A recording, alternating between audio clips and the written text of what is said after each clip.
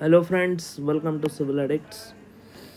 तर आपण बघू आता ZP JEEचा जो पेपर आहे, तर त्यामध्ये फर्स्ट क्वेश्चन आहे friends, what is the modulus of elasticity. तर मॉड्युलस ऑफ इलॅस्टिसिटी सगळ्यांना माहिती आहे की कुठून येतं. स्ट्रेस स्ट्रेन कर्व जर तुम्ही ड्रॉ केला तर एक्स ॲक्सिसला काय फ्रेंड्स स्ट्रेन, वाय ॲक्सिसला स्ट्रेस, आणि जर तुम्ही असा स्ट्रेस स्ट्रेन कर्व ड्रॉ केला तर ह्याचा स्लोप काय दाखवतो, ह्याचा स्लोप म्हणजेच मॉड्युलस ऑफ इलॅस्टिसिटी दाखवतो, that is stress by strain.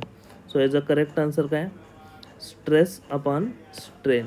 First answer is correct. तर modulus of elasticity is ratio of stress to strain and it has a unit of Newton per meter square, that is energy per unit volume म्हणू शकता तुम्ही. Second question, which of the following is called Ryves formula.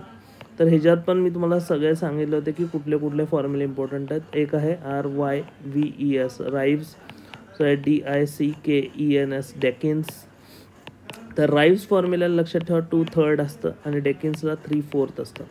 आणि English एक आहे जी इंग्लिशला 123√A असं म्हणतो आपण.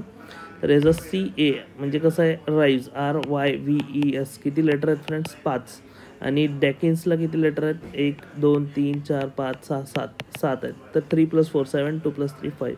तर राईव्स काय येणार 2 + 3 5. सो सिम्पल फॉर्म्युला आहे, तुम्हाला माहिती की राईव्स फॉर्म्युला CA⁻²/3, त्यानंतर हा CA⁻³ 123√A. तर हे सगळे फॉर्म्युले, फॅनिंग्सचा किती आहे 5/6 आहे, फॅनिंग्स एक लक्षात ठेवा. त्यानंतर which of the following is use to determine the indicator of hardness. तर हार्डनेससाठी इंडिकेटर कुठलं आहे, तर करेक्ट आन्सर याचं EBT. EBT म्हणजे काय, eriochrome black T. Eriochrome black T हे इंडिकेटर आहे आपण जे डिटरमाइन करतो त्याने हार्डनेस.